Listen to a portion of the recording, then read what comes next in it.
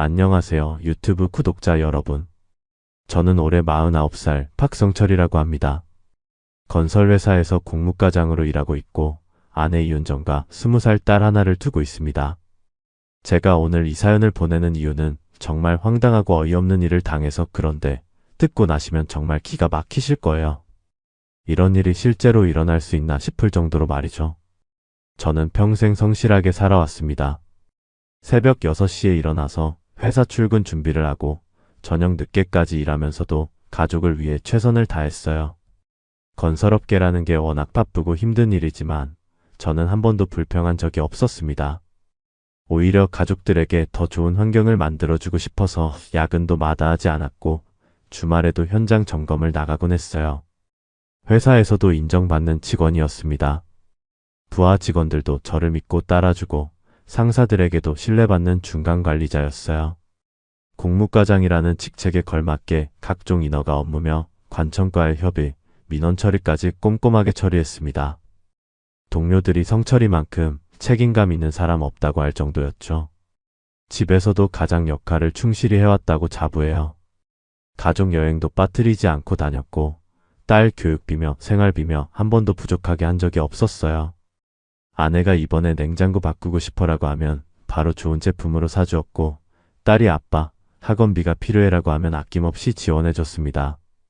명절이나 기념일에는 미리미리 준비해서 가족들이 불편함 없도록 했어요. 특히 아내에 대해서는 정말 한 번도 의심해본 적이 없었습니다. 결혼한 지 20년이 넘었는데 부부싸움도 거의 없었고 서로를 존중하며 살아왔다고 생각했거든요. 저는 술도 많이 마시지 않고 담배도 결혼 후에 바로 끊었고 회식 자리에서도 항상 집 생각을 먼저 했어요. 우리 은정이가 기다릴 텐데라면서 일찍 자리를 뜨곤 했죠. 친구들이 성철이는 정말 모범 남편이다. 요즘 같은 세상에 보기 드문 사람이야 라고 할 정도였어요. 동창 모임에 가면 친구들이 자주 하는 말이 있었어요. 야, 성철아. 너는 정말 복 받았다. 우리는 집에 가면 잔소리만 듣는데 너는 부인이 얼마나 좋냐라고 하면 저는 항상 자랑스럽게 대답했어요. 그러게 말이야. 우리 은정이는 정말 천사야. 나 같은 사람한테는 과분한 아내지라고 말이죠. 아내 은정이는 46살로 피부 미용 강사로 일하면서도 집안일을 완벽하게 해냈어요. 아침에 일찍 일어나서 저와 딸 도시락을 정성스럽게 싸주고 저녁에는 영양까지 고려한 맛있는 반찬들을 만들어서 식탁을 차려놓고 저를 기다렸습니다. 빨래며 청소며 하나도 빠뜨리지 않았고 집안 정리정돈도 깔끔하게 해서 항상 친정어머니가 오셔도 은정이는 정말 살림을 잘한다. 성철이가 복 받았어 라고 칭찬하실 정도였어요. 딸과의 관계도 정말 좋았어요. 사춘기 때도 큰 문제 없이 잘 넘어갔고 대학 진학할 때도 함께 상의하고 원서 작성부터 면접 준비까지 도와주었거든요. 딸이 친구들과 놀러 갈 때도 엄마 용돈 좀 줘라고 하면 얼마 필요해? 라며 넉넉하게 주곤 했어요. 모녀 사이가 정말 돈독했습니다. 저에게도 늘 다정했습니다. 제가 회사에서 힘든 일이 있어서 집에 와서 털어놓으면 정말 고생 많았어. 우리 가장님 라며 어깨도 주물러주고 따뜻한 꿀차도 끓여주었어요. 명절이나 기념일도 챙겨주고 제 생일에는 항상 딸과 함께 깜짝 파티를 열어주기도 했습니다. 결혼 기념일에는 당신 덕분에 내가 행복해라고 말하며 고마워했어요. 저는 정말 이런 아내가 있다는 게 감사했어요. 주변 친구들에게 나는 정말 복 받았다며 자랑하곤 했어요. 우리 은정이 같은 아내 어디서 찾겠냐. 예쁘고 살림 잘하고 성격까지 좋아라고 말하면서 말이죠. 회사 동료들이나 동네 아저씨들이 집에서 아내한테 잔소리 듣는다고 하소연할 때도 저는 우리 집은 그런 거 없어. 정말 고마운 아내야. 너희도 부러워하지 말고 부인들한테 더 잘해라고 말했어요. 은정이는 외모에도 신경을 많이 쓰는 편이었는데 나이가 들어도 여전히 아름다웠어요. 피부 미용 강사라는 직업 특성상 자기 관리에 철저했고 늘 단정하고 깔끔한 모습이었습니다. 옷차림도 센스 있게 하고 화장도 자연스럽게 해서 밖에 나가면 사람들이 부인이 정말 젊어 보이신다. 몇 살이세요? 라고 물을 정도였어요. 저는 그런 아내가 자랑스러웠습니다. 같이 걸으면 사람들이 저 부부 참 잘 어울린다고 말하는 소리를 들을 때마다 가슴이 뿌듯했어요. 저는 정말 운이 좋은 남자라고 생각했어요. 이런 아내와 딸이 있어서 매일 아침 일어나는 게 행복했고, 아무리 힘든 일이 있어도 집에 가면 따뜻하게 맞아주는 가족이 있다는 생각에 열심히 일할 힘이 났습니다. 친구들이 결혼 생활이 어떠냐고 물으면 정말 행복하다. 매일이 감사하다고 대답했어요. 그때만 해도 제 인생에서 이런 끔찍한 일이 일어날 거라고는 꿈에도 생각하지 못했습니다. 그런 평온하고 행복한 일상이 계속되던 시절, 은정이에게는 하나의 작은 취미가 있었어요. 바로 동네 목욕탕에 가는 것이었습니다. 은정이는 가끔 스트레스를 푼다며 혼자 목욕탕에 가곤 했어요. 집에만 있으면 답답해. 아줌마들이랑 수다도 떨고 싶고라며 친한 동네 사람들과 만나러 간다고 했습니다. 저는 당연히 아무 생각 없이 그래, 가서 좀 쉬어와. 사우나에서 땀도 빼고 와라고 했죠. 일주일에 한두 번 정도 가는 것 같았는데 딱히 이상할 것도 없었고, 오히려 아내가 스트레스를 풀고 오면 더 밝은 모습을 보여서 좋다고 생각했어요. 목욕탕에서 친구들과 만나서 이야기도 나누고 사우나에서 땀도 빼고 오면 기분이 좋아 보였거든요. 은정이가 목욕탕에 갈 때는 항상 준비를 꼼꼼히 했어요. 목욕용품을 챙기고 갈아입을 옷도 가져가고 심지어 간식까지 사가지고 가는 날도 있었어요. 아줌마들이랑 함께 먹으려고라고 하면서 말이죠. 저는 그런 모습이 정말 자연스럽고 보기 좋다고 생각했어요. 목욕탕에서 돌아오면 은정이는 항상 기분이 좋아 보였어요. 오늘은 어땠어? 라고 물으면 정말 시원했어. 친구들이랑 이야기도 많이 하고 사우나에서 땀도 쫙 빼고 왔어 라고 대답했습니다. 가끔은 김 아줌마가 아들 결혼 이야기를 하더라, 또는 박 아줌마가 요즘 손목이 아프다고 하네 같은 소소한 이야기들도 해주었어요. 저는 그런 이야기들을 들으면서 우리 아내가 동네 사람들과도 사이좋게 지내는구나라고 생각했어요. 사실 은정이는 성격이 밝고 사교적인 편이어서 어디를 가든 금방 친해지곤 했거든요. 아파트 부녀회 활동도 열심히 하고 딸 학교 학부모 모임에서도 인기가 많았어요. 목욕탕에서 돌아온 은정이는 피부도 매끄러워 보이고 얼굴도 화사해 보였어요. 역시 목욕탕이 최고야. 집에서 샤워하는 거랑은 다르더라라며 만족스러워했습니다. 저도 그래, 가끔 그렇게 나가서 쉬어오는 것도 좋지라고 맞장구를 쳐줬어요. 은정이가 목욕탕에 가는 요일은 주로 화요일이나 목요일이었어요. 평일에 가야 사람도 적고 여유롭게 쉴 수 있어라고 하더라고요. 그럴듯한 이유였죠. 주말에는 사람들이 많아서 북적거리니까 평일에 가는 게 당연하다고 생각했어요. 가끔 은정이가 목욕탕에서 좀 늦게 들어올 때도 있었는데 오늘은 사우나에서 좀 오래 있었어. 몸이 개운해졌어 라고 하거나 아줌마들이랑 이야기가 길어져서 늦었어 라고 설명했어요. 저는 별다른 의심 없이 그래, 푹 쉬었으면 됐어 라고 대답했죠. 은정이는 목욕탕에서 만나는 사람들 이야기를 자주 해줬어요. 오늘 새로운 아줌마가 있더라. 참 재밌는 사람이야 라거나 단골 아줌마들이 요즘 운동 이야기를 많이 해. 나도 헬스장 다닐까 생각 중이야 라는 식으로 말이죠. 저는 그런 이야기들이 자연스럽고 진짜 같다고 생각했어요. 집에서의 은정이는 정말 완벽한 아내였습니다. 목욕탕에 갔다 온 날에도 저녁 식사 준비는 빠뜨리지 않았고 집안일도 평소와 다름없이 해냈어요. 오히려 목욕탕에 다녀온 후에는 더 상쾌해 보이고 활기차 보였습니다. 역시 가끔 나가서 쉬어오니까 좋네. 집에서만 있으면 갑갑해져라고 말하곤 했어요. 딸도 엄마가 목욕탕 가는 걸 자연스럽게 받아들였어요. 엄마 또 목욕탕 가? 라고 물으면 은정이는 응, 잠깐 다녀올게. 저녁 전에 들어올 테니까 숙제나 해라고 대답했죠. 딸은 알겠어. 조심히 다녀와라고 했고 저도 그래, 조심히 다녀와라고 인사했어요. 때로는 은정이가 목욕탕에서 들은 이야기들을 저녁 식사 시간에 가족들에게 들려주기도 했어요. 오늘 목욕탕에서 누구 만났는데 이런 이야기를 들었어 라면서 동네 소식이나 재미있는 일들을 이야기해줬죠. 저와 딸은 그런 이야기들을 재미있게 들었어요. 평범하고 일상적인 이야기들이었거든요. 그때는 정말 아무것도 몰랐어요. 은정이의 모든 행동이 자연스러워 보였고 의심할 만한 구석이 전혀 없어 보였습니다. 20년 넘게 함께 살아온 아내를 왜 의심해야 하겠어요? 목욕탕에 가서 친구들과 수다 떨고 오는 게 뭐가 이상하겠습니까? 저는 그저 아내가 스트레스를 푸는 소소한 취미 정도로만 생각했어요. 그때만 해도 그 목욕탕에서 제 인생을 송두리째 바꿀 끔찍한 일들이 벌어지고 있다는 걸 꿈에도 몰랐습니다. 그런데 어느 날 정말 예상치 못한 곳에서 충격적인 이야기를 듣게 되었습니다. 그날은 여느 때와 다름없이 퇴근을 하고 집 근처 대형마트에서 장을 보고 있었어요. 딸이 좋아하는 사과와 배도 사고 은정이가 부탁한 조미료며 생필품들도 사면서 평범한 하루를 마무리하려던 참이었죠. 카트에 물건들을 담으면서 오늘 저녁에는 뭘 해달라고 할까 하는 생각도 하고 이번 주말에는 가족들과 어디 나들이를 갈까 하는 소소한 계획도 세우고 있었어요. 평범한 가장의 일상적인 고민들이었죠. 그런데 마트에서 나오는데 동네에 사는 조숙자와 마주쳤어요. 조숙자는 저희 집과 같은 아파트 단지에 사는 이웃인데 평소에 은정이와 사이가 좋지 않았어요. 몇 년 전에 아파트 관리비 문제로 입주민 회의에서 말다툼을 한 적이 있었거든요. 관리사무소에서 주차비 인상 문제를 논의할 때 두 사람이 서로 다른 의견을 내면서 목소리가 높아졌던 일이 있었어요. 은정이는 주차비가 너무 비싸다.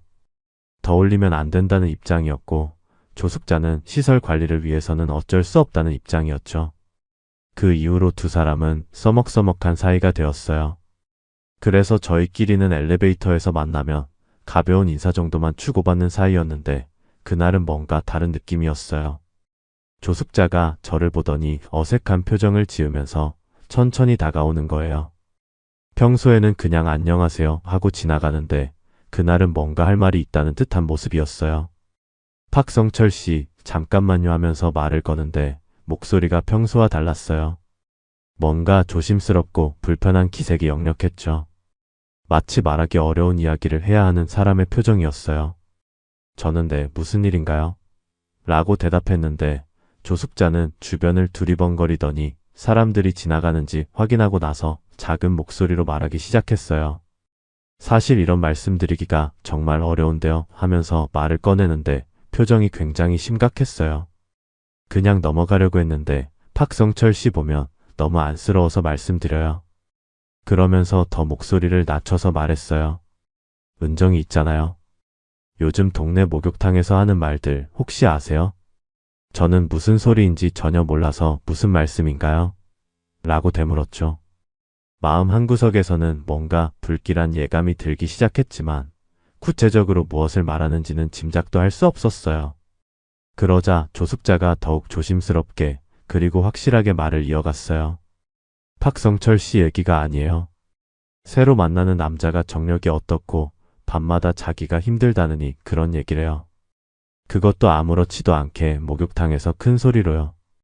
조숙자의 말을 듣는 순간 저는 마치 머리를 망치로 한 대 맞은 것 같았어요. 손에 들고 있던 장바구니가 흔들릴 정도로 충격이었습니다. 나도 그 말 듣고 처음엔 안 믿었어요. 설마 하고 생각했죠. 근데 들은 사람이 한둘이 아니에요. 조숙자는 계속해서 말했어요. 목욕탕 단골 아줌마들이 다 들었어요. 그 사람이 웃으면서 하는 말이 우리 남편은 순둥이라 몰라. 아예 관심도 없어. 나만 행복하면 됐지 뭐. 이런 식으로 말한다는 거예요. 저는 아무 말도 할 수 없었어요. 목이 막혀서 소리가 나오지 않았고 다리에 힘이 빠져서 그 자리에 서 있기도 힘들었어요. 조숙자는 제 표정을 보더니 더 조심스럽게 말을 이어갔어요. 나는 그냥 박성철 씨가 너무 착해 보여서 얘기하는 거예요. 평소에 아저씨가 부인 자랑하시는 거 들었거든요. 근데 이런 일이 있다는 걸 모르고 계시는 것 같아서요. 그러면서 한 번 더 주변을 살피고 말했어요. 근데 제발 나한테 들었다고 하지 마세요. 그 사람 성격 알잖아요. 나중에 문제 될까 봐서요. 말 그대로 하늘이 무너지는 기분이었어요. 우리 은정이가 설마 하던 마음과 혹시 정말일까 하는 불안감이 동시에 몰려왔어요. 집으로 돌아오는 길, 저는 손에 들린 장바구니 무게조차 느껴지지 않았습니다.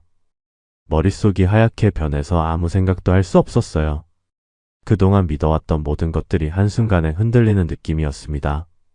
20년 넘게 함께 살아온 아내, 항상 자랑스러워했던 아내, 한 번도 의심해 본 적 없었던 아내가 정말 그런 일을 하고 있다는 건가요? 조숙자 말이 사실이라면 은정이는 지금까지 저를 완전히 속여왔다는 얘기잖아요. 집 앞 엘리베이터를 타고 올라가면서도 머릿속은 복잡했어요. 아니야, 조숙자가 거짓말하는 거야. 은정이를 못마땅하게 생각해서 나쁜 소문을 퍼뜨리는 거야 라는 생각가 하지만 그럴 이유가 있을까? 굳이 거짓말을 할 필요가 있을까? 라는 생각이 계속 반복되었어요. 집에 들어가서도 평소처럼 다녀왔어 하고 인사를 했지만 목소리가 떨리는 걸 숨길 수 없었어요. 은정이는 거실에서 TV를 보고 있었는데 어머, 오늘은 일찍 왔네. 고생했어 라며 평소와 다름없이 밝게 웃으면서 인사했어요. 그 웃는 모습을 보는데 갑자기 낯설게 느껴지는 거예요.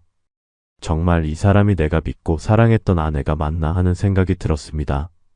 저녁 식사 준비를 하면서도 은정이는 평소와 똑같았어요. 오늘 회사는 어땠어? 힘든 일 없었어? 라고 물어보고 딸은 늦게 들어온대. 친구들이랑 과제한다고 하더라라며 자연스럽게 이야기했어요. 하지만 저는 조숙자가 한 말이 계속 머릿속에 맴돌아서 제대로 대답할 수가 없었어요. 왜 그래? 어디 아파? 은정이가 걱정스러운 표정으로 물어보니까 아니야, 그냥 좀 피곤해서라고 대답했지만 사실 속은 뒤죽박죽이었어요. 식사하는 동안에도 은정이는 계속 이야기를 했어요. 오늘 목욕탕 가려고 했는데 시간이 안 되더라. 내일 가야겠어 라고 하는데 그 말을 듣는 순간 가슴이 철렁했어요. 목욕탕이라는 단어만 들어도 조숙자가 한 말들이 떠올랐거든요. 새로 만나는 남자가 정력이 어떻고 밤마다 자기가 힘들다느니 우리 남편은 순둥이라 몰라. 이런 말들이 계속 머릿속에서 맴돌았어요. 그날 밤 저는 잠을 이룰 수가 없었어요. 은정이는 평소처럼 자고 있는데 저는 옆에 누워서 천장만 바라보며 온갖 생각을 했어요. 조숙자 말이 정말일까? 아니면 오해일까? 우리 은정이가 그럴 리 없는데 하면서도 한편으로는 혹시 정말일까? 하는 의심이 계속 들었어요. 다음 날부터 저는 은정이를 유심히 관찰하기 시작했어요. 평소에는 전혀 신경 쓰지 않았던 것들이 눈에 들어오기 시작했어요. 휴대폰을 볼 때마다 화면을 가리거나 빨리 끄는 모습, 문자가 오면 바로 확인하고 답장을 보내는 모습, 그리고 무엇보다 목욕탕에 가는 횟수가 생각보다 많다는 것을 깨달았어요. 오늘도 목욕탕 가? 하고 물어보니까 응, 친구들이랑 약속이 있어서라고 대답하는데 그 표정이 평소보다 어색해 보였어요. 혹시나 해서 어떤 친구들이야? 라고 물었더니 그냥 동네 아줌마들이야. 너도 모르는 사람들이야 라며 대충 넘어가려고 하더라고요. 그날 은정이가 목욕탕에 간 후 저는 혼자 집에 앉아서 계속 생각했어요. 정말 20년 넘게 함께 산 아내를 의심해야 하는 건가? 이런 생각을 하는 내가 잘못된 건 아닌가 하면서도 조숙자 말이 계속 머릿속에서 떠나지 않았어요. 그래서 결심했어요. 확실하게 알아보자고 말이죠. 며칠 후 은정이가 또 목욕탕에 간다고 하길래 저는 핑계를 대고 외출했어요. 그리고 멀리서 은정이를 따라가 봤는데 정말 목욕탕 방향으로 가더라고요. 하지만 뭔가 이상했어요. 평소보다 옷차림이 신경 쓴 듯했고 화장도 진하게 한 것 같았어요. 목욕탕 가는데 왜 화장을 그렇게 진하게 했을까 하는 생각이 들었어요. 그날 은정이가 집에 돌아왔을 때 저는 넌지시 물어봤어요. 오늘은 어땠어? 재밌었어? 그랬더니 응, 그냥 그랬어. 친구들이랑 이야기도 하고 사우나도 하고라고 대답하는데 뭔가 답변이 성의 없다는 느낌이 들었어요. 예전에는 목욕탕에 다녀오면 오늘 누구 만났는데 이런 이야기 했다며 자세히 말해줬거든요. 점점 의심이 커져갔어요. 그리고 제가 정말 충격적인 사실을 알게 된 건 그로부터 일주일 후였습니다. 은정이 휴대폰에 몰래 위치 추적 앱을 깔았습니다. 그래서 은정이가 목욕탕에 간다고 할 때 확인해 봤는데 정말 충격적이었어요. 목욕탕이 아니라 완전히 다른 곳에 있는 거였어요. 시내 중심가 모텔촌 근처를 가리키고 있었습니다. 처음에는 앱이 잘못 표시하는 건가 싶어서 몇 번 새로 고침을 해봤지만 계속 같은 곳을 가리키고 있었어요. 저는 더 이상 참을 수가 없었어요. 차를 몰고 그 위치로 직접 가봤습니다. 가슴이 터질 것 같았지만 확실히 알아야겠다는 생각뿐이었어요. 모텔촌 근처에 도착해서 주변을 둘러보는데 정말 은정이 차가 주차되어 있더라고요. 제가 직접 사준 차, 번호판까지 똑똑히 기억하고 있는 그 차 말이에요. 차에서 내려서 주변을 살펴보는데 마음이 너무 아팠어요. 20년 넘게 믿어왔던 아내가 정말 바람을 피우고 있다는 생각에 다리에 힘이 빠졌어요. 그런데 더 충격적인 건 모텔에서 나오는 은정이를 직접 보게 된 거였어요. 중년 남자와 함께 나오는데 두 사람이 자연스럽게 팔짱을 끼고 웃으면서 걸어오는 거예요. 저는 급하게 차 뒤에 숨어서 지켜봤는데 정말 믿을 수가 없었어요. 그 남자는 은정이보다 조금 젊어 보이는 40대 중반 정도였고 체격이 좋았어요. 두 사람이 헤어지면서 입맞춤까지 하는 걸 보고는 정말 기절할 뻔했어요. 그동안 저에게는 그런 애정 표현도 잘 안 하던 은정이가 다른 남자와는 그렇게 자연스럽게 하고 있다니요. 그날부터 저는 본격적으로 증거를 수집하기 시작했어요. 은정이가 목욕탕 간다고 할 때마다 위치를 확인하고 가능할 때는 직접 가서 사진도 찍었어요. 휴대폰 통화 내역도 확인해 봤는데 모르는 번호로 자주 통화하는 기록이 있더라고요. 문자는 깔끔하게 지워놓았지만 통화 기록은 미처 지우지 못한 것 같았어요. 며칠 더 관찰해 본 결과 은정이는 일주일에 두세 번은 그 남자와 만나고 있었어요. 그리고 집에서는 아무렇지도 않게 저에게 다정하게 대했어요. 오늘 회사는 어땠어? 저녁 뭐 먹을래? 하면서 평소와 똑같이 행동하는 게 정말 소름 끼쳤어요. 어떻게 사람이 이렇게 이중적일 수가 있는지 이해할 수가 없었어요. 더 충격적인 건 은정이가 그 남자와 만난 후에 집에 와서 저에게 더 다정하게 굴 때가 많았다는 거예요. 아마 죄책감 때문이었을 텐데 어깨도 주물러주고 차도 끓여주면서 당신 덕분에 내가 행복해라고 말하기도 했어요.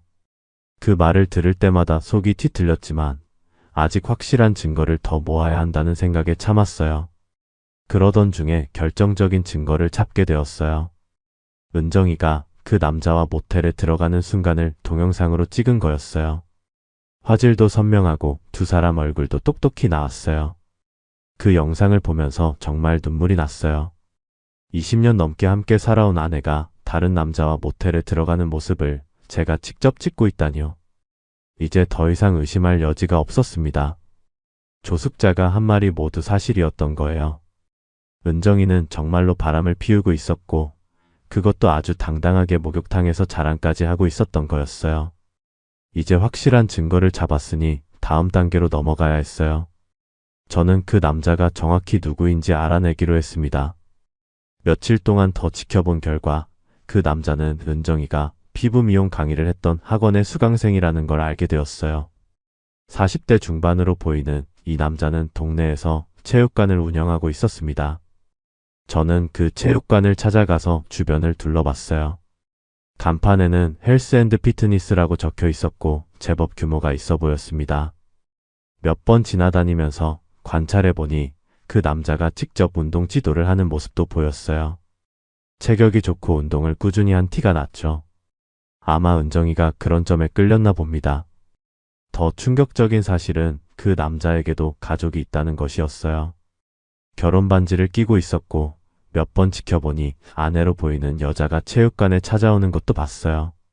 그 여자는 40대 초반으로 보였고 평범해 보이는 주부였습니다.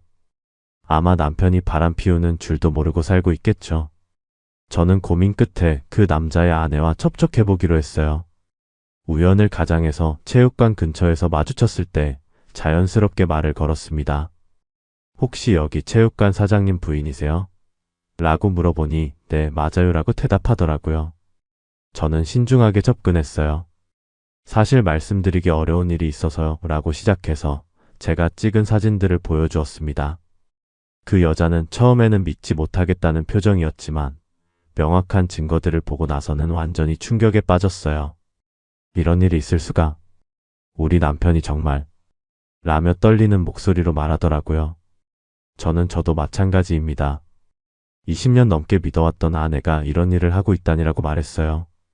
두 사람 다 피해자였으니까 힘을 합쳐서 대응하자고 제안했습니다. 그 여자 이름이 김미영이었는데 처음에는 당황스러워했지만 곧 분노가 치밀어 오르는 것 같았어요. 정말 용서할 수 없어요. 이렇게 저를 바보로 만들다니라며 울먹였죠. 저도 그 마음을 충분히 이해할 수 있었어요. 우리는 서로 연락처를 교환하고 앞으로 어떻게 대응할지 상의했어요. 김미영은 이혼하겠다고 단호하게 말했고 저도 더 이상 함께 살 수 없다고 했습니다. 그리고 두 사람 모두에게 법적 책임을 묻기로 했어요.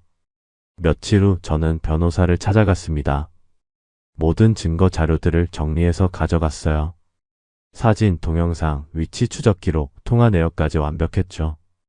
변호사는 이 정도면 확실한 불륜 증거입니다. 이혼 소송과 상간자 소송 모두 승소 가능성이 높습니다. 라고 말했어요. 상간남에 대해서는 위자료 청구가 가능했고 은정이에게는 이혼과 함께 재산 분할해서 불리한 조건을 받아들이게 할 수 있다고 했어요. 저는 그렇게 하겠습니다. 이런 배신을 당하고도 가만히 있을 수는 없어요. 라고 말했습니다. 김미영도 비슷한 절차를 밟고 있었어요. 그녀의 남편에게도 이혼을 요구하고 불륜에 대한 책임을 묻기로 했죠. 우리 두 사람은 서로 증인이 되어주기로 했어요. 서로의 배우자들이 불륜을 저질렀다는 것을 증명해주는 거였죠. 그 과정에서 더 충격적인 사실들이 드러났어요. 은정이와 그 남자의 관계가 생각보다 훨씬 오래되었다는 것이었어요. 거의 1년 가까이 지속되어 온 관계였습니다. 그동안 저는 완전히 속고 살았던 거예요. 더욱 분노가 치밀어 오르는 건 은정이가 목욕탕에서 저를 조롱하며 자랑했다는 사실이었어요. 조숙자가 말해준 것보다 훨씬 더 심한 말들을 했다는 것을 다른 사람들을 통해 알게 되었거든요. 우리 남편은 바보 같아서 눈치도 못 채라는 식으로 말했다는 거예요. 이제 모든 준비가 끝났습니다. 법적 절차도 준비되었고 증거도 완벽했어요. 이제 은정이와 정면 대결할 시간이 왔습니다.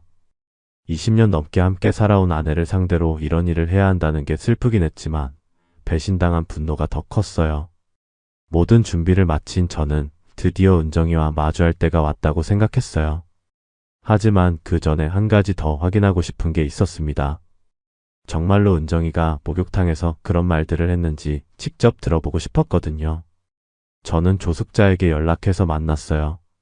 그때 말씀해 주신 일로 다시 찾아뵙게 되었습니다. 라고 하니 조숙자는 어떻게 되었나요? 라고 걱정스럽게 물어보더라고요. 저는 사실 확인해 보니 정말이었습니다. 더 자세한 이야기를 듣고 싶어서요. 라고 말했어요.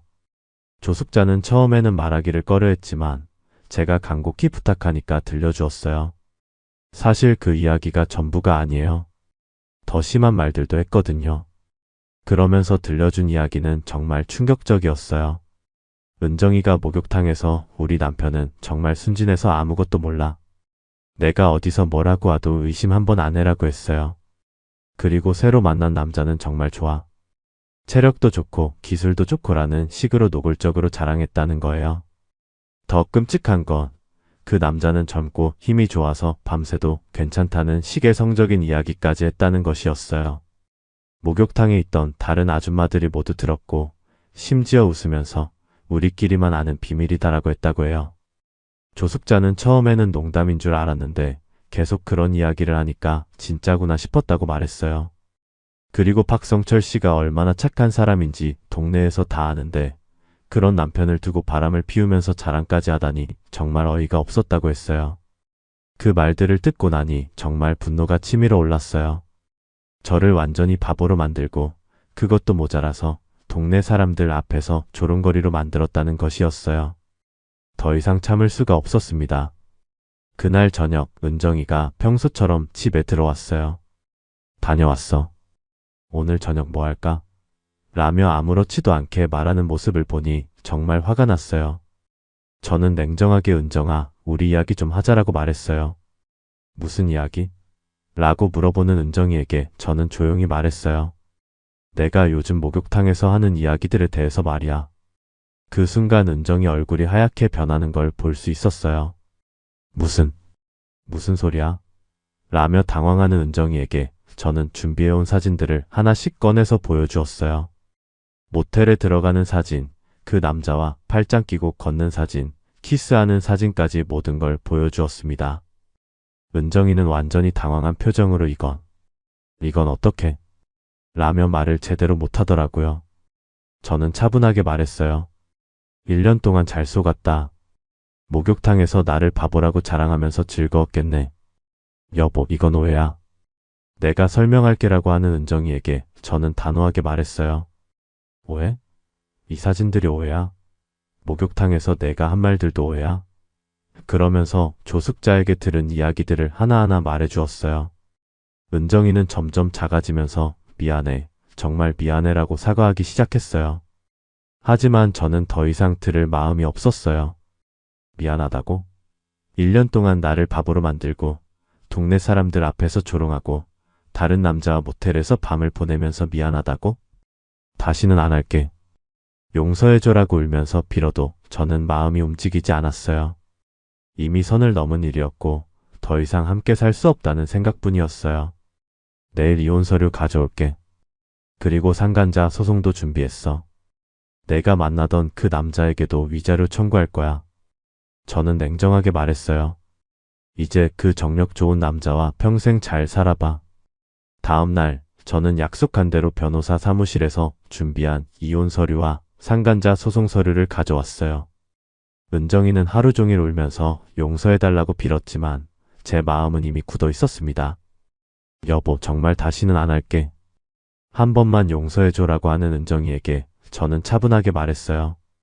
은정아, 이제 여보라고 부르지 마. 우리는 더 이상 부부가 아니야. 그러면서 이혼 서류를 식탁 위에 올려놓았어요.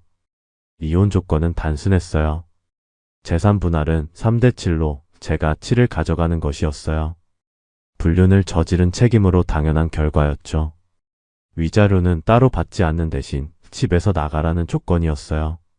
딸의 양육권은 당연히 제가 가져가는 것으로 했습니다. 이건 너무 심한 거 아니야? 나도 이 집에서 20년 넘게 살았는데라고 하는 은정이에게 저는 냉정하게 대답했어요. 심해. 1년 동안 나를 속이고 바람 피우면서 목욕탕에서 자랑한 것보다 심해? 상간자 소송 서류도 보여주었어요. 그 체육관 사장에게 위자료 3천만 원을 요구하는 내용이었어요. 내가 만나던 그 남자도 가만두지 않을 거야. 이미 그 사람 부인과도 얘기했어. 그 집도 이혼할 예정이야. 은정이는 그제서야 일이 얼마나 커졌는지 깨달은 것 같았어요. 그 사람까지 끌어들일 필요가 있어? 우리끼리 해결하면 되잖아 라고 하는데 저는 비웃었어요. 우리끼리? 너 혼자 벌인 일이잖아. 당연히 책임져야지. 딸도 이 상황을 알게 되었어요. 처음에는 믿지 못하겠다는 표정이었지만 제가 보여준 증거들을 보고 나서는 완전히 실망한 표정을 지었어요. 엄마, 어떻게 이럴 수가 있어? 아빠한테 어떻게 이런 짓을 할 수 있어? 딸의 질문에 은정이는 제대로 대답하지 못했어요. 미안해, 엄마가 잘못했어 라고만 반복할 뿐이었죠. 딸은 앞으로 엄마 얼굴 보기 싫어. 아빠랑만 살 거야 라고 단호하게 말했어요. 일주일 후 은정이는 결국 이혼 서류에 서명했어요. 더 이상 버틸 수 없었던 것 같았어요. 상간자 소송도 진행되었고 그 체육관 사장은 결국 위자료 3천만 원을 지급하기로 합의했어요. 그 남자의 아내인 김미영도 이혼을 진행했어요. 우리는 서로 힘이 되어 주었죠. 정말 고생 많으셨어요 라며 서로를 위로했어요. 두 사람 다 비슷한 상황이었으니까 마음을 이해할 수 있었어요. 은정이는 집을 나가면서 마지막에 정말 미안해. 내가 모든 걸 망쳤어 라고 사과했지만 저는 아무 대답도 하지 않았어요. 이미 끝난 일이었으니까요. 그 체육관 사장도 결국 체육관을 정리하고 다른 곳으로 이사를 갔다고 들었어요. 동네에서 더 이상 버틸 수 없었던 것 같아요. 불륜의 대가는 생각보다 컸던 거죠. 은정이는 작은 원룸으로 이사를 갔어요. 20년 넘게 살던 넓은 집에서 혼자 작은 방으로 가게 된 거죠. 재산도 거의 없이 나갔으니까 앞으로 어떻게 살지 걱정될 정도였어요. 하지만 그건 은정이가 선택한 결과였어요. 딸은 엄마가 우리한테 어떻게 이럴 수가 있어? 정말 이해할 수 없어라며 은정이와 연락도 끊었어요. 가끔 은정이가 딸에게 연락하려고 해도 딸은 받지 않았어요. 모녀 관계도 완전히 끝난 거였죠. 이제 모든 게 정리되었습니다. 은정이는 집에서 나갔고 상간자 소송도 끝났어요. 저는 딸과 함께 조용한 일상을 되찾기 시작했어요. 처음에는 이상했지만 점점 평온함을 찾아가고 있었습니다. 동네 사람들의 반응은 예상했던 것과 같았어요. 은정이에 대한 시선이 완전히 바뀌었죠. 저런 좋은 남편을 두고 바람을 피우다니 정말 어리석은 여자다라는 말들이 나돌았어요. 특히 목욕탕에서 은정이 이야기를 했던 아줌마들은 우리가 그때 말렸어야 했는데라며 후회하는 모습을 보였다고 해요. 조숙자는 저에게 그때 말씀드리길 잘했네요. 박성철 씨 같은 좋은 사람이 계속 속고 살 수는 없잖아요 라고 말했어요. 저는 고마워요. 덕분에 진실을 알 수 있었어요 라고 대답했습니다. 동네에서 저를 보는 시선도 달라졌어요. 예전에는 부인 자랑만 하던 사람이었다면 이제는 불륜당한 불쌍한 사람에서 당당하게 대처한 사람으로 바뀌었어요. 박성철 씨는 정말 남자답게 처리했다는 평가를 받았죠. 회사에서도 이 일을 알게 되었는데 동료들이 고생 많았다며 위로해 주었어요. 상사도 힘든 일이었을 텐데 잘 견뎠다고 격려해 주었고 부하 직원들도 평소보다 더 배려해 주었어요. 딸은 처음에는 상처받은 모습이었지만 시간이 지나면서 오히려 저에게 더 의지하게 되었어요. 아빠 정말 고생 많았어. 엄마가 그런 사람인 줄 몰랐어 라며 제 편이 되어 주었죠. 모녀 관계는 끝났지만 부녀 관계는 더 돈독해졌어요. 몇 달 후 우연히 은정이 소식을 들었어요. 작은 원룸에서 혼자 살면서 파트타임 일을 하고 있다고 했어요. 그 체육관 사장과도 연락이 끊어졌다고 하더라고요. 결국 불륜 상대방도 책임지지 않고 도망간 거였죠. 동네 목욕탕 이야기도 들렸어요. 은정이가 예전에 그렇게 자랑하던 그 목욕탕에 다시 나타났다가 아줌마들의 차가운 시선을 받고 바로 나왔다고 해요. 저 사람이 그때 그렇게 자랑하던 사람이네라는 수군거림을 견디지 못했던 것 같아요. 아줌마들 사이에서는 은정이 이야기가 교훈이 되었다고 해요. 입방정 한번 잘못 놀렸다가 집도 남편도 딸도 다 날렸다면서 서로에게 경고하는 이야기로 퍼졌어요. 아무리 속마음이 있어도 말은 조심해야 한다는 교훈으로 말이죠.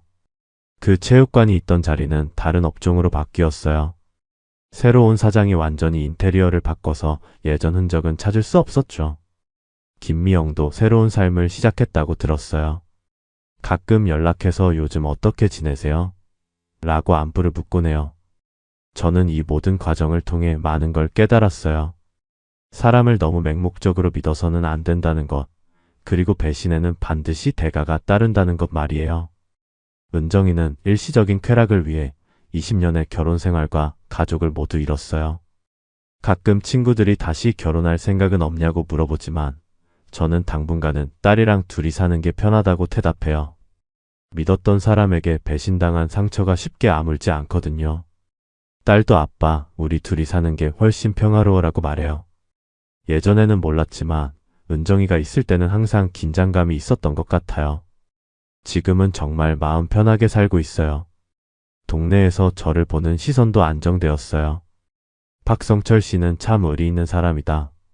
저런 일을 당하고도 의연하게 처리했다는 평가를 받고 있어요. 오히려 예전보다 동네 사람들이 더 존중해주는 것 같아요. 은정이는 결국 자신이 뿌린 씨앗을 거두었어요. 목욕탕에서 우리끼리만 아는 비밀이라고 했지만 세상에 영원한 비밀은 없다는 걸 깨달았겠죠. 입은 정말 무서운 무기라는 것도 알았을 거예요. 이제 저와 딸은 새로운 삶을 살고 있어요. 예전처럼 화려하지는 않지만 진실하고 평온한 일상이에요. 서로를 믿고 의지하며 살아가고 있습니다. 이것이 진짜 가족이라는 생각이 들어요. 요약하자면 제가 20년 넘게 믿어왔던 아내가 1년 동안 다른 남자와 바람을 피우면서 목욕탕에서 저를 바보라고 자랑하고 다녔던 일입니다. 동네 이웃의 말로 진실을 알게 되었고 직접 증거를 수집해서 이혼과 상간자 소송으로 완벽하게 복수했어요. 아내는 집도 재산도 딸도 모든 걸 잃고 혼자 원룸에서 살게 되었고 상간남도 위자료를 물고 이혼당해서 동네를 떠났습니다. 목욕탕에서 입방정 한번 잘못 놀린 대가가 이렇게 컸던 거죠. 여러분들이라면 어떻게 하셨을까요? 저처럼 법적으로 완벽하게 복수하셨을까요? 아니면 다른 방법을 선택하셨을까요?